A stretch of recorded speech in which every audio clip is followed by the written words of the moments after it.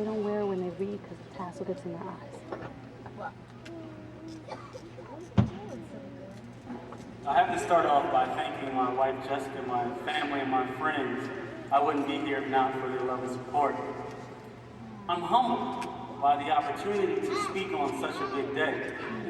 I know that along with graduation comes many emotions and feelings. Personally, I'm excited to graduate, but at the same time, I'm searching. I'm searching because I've lost something that I've had since I was a child. You see, I no longer have a dream. I mean, ever since I was a child, my dream has been to become a lawyer. I remember being in elementary school and getting the infamous question, what do you want to do when you grow up? And my reply was always, I want to be a lawyer. I remember everything from watching Columbo and trying to figure out the case before he did, to reading books written by or about attorneys and just trying to imagine what their life must be like. But I understood that actually becoming a lawyer myself, it was just a dream. It was a dream because becoming a lawyer was just not what people in my neighborhood did. I grew up a few blocks from here in the Hunting Park section of North Philadelphia. And I'll just say that a lawyer is something, it was something that people needed but couldn't afford, not something they became. So I still held on to my dream, although I knew it was only a dream. That's why when I was in high school and I thought about dropping out, I stayed in because I thought of my dream. When I went away to undergraduate school and I knew how easy it would be just to come back home and do what everyone else was doing, I stuck in there because I thought of my dream.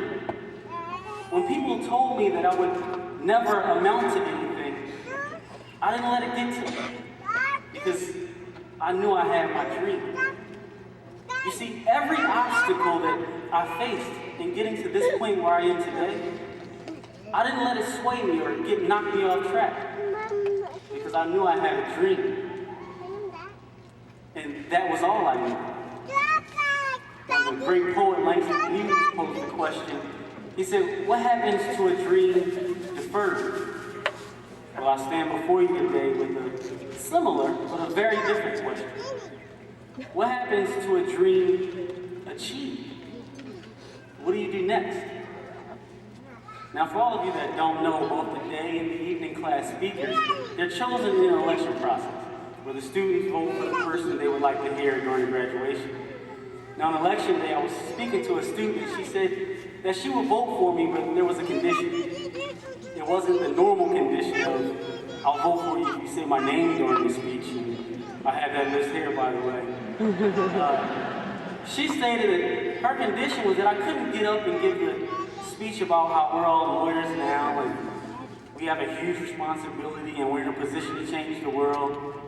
She said she heard that speech at every law school graduation she attended. She wanted to hear something new that she never heard before. Well, after our one class speaker, I sat down to write my speech and I thought about what she said. And I realized that I never heard that speech before. You see, I've never been to a professional degree graduation ceremony.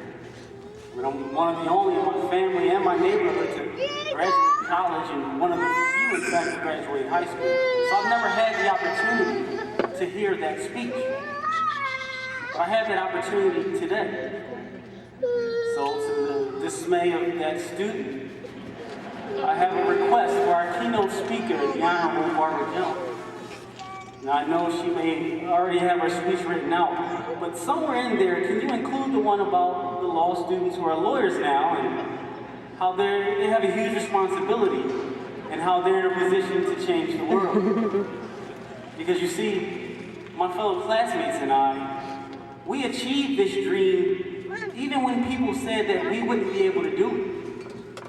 So when we hear that speech today, a lot of us for the first time, when we hear that we're in a position to change the world, it will inspire us for three reasons. One, because we'll actually know that she's speaking to us.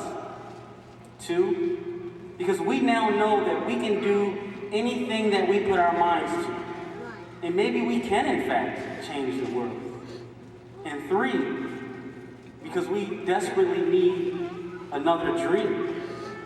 Because you see, a dream deferred dries up like a raisin in the sun, festers like a sore, and runs.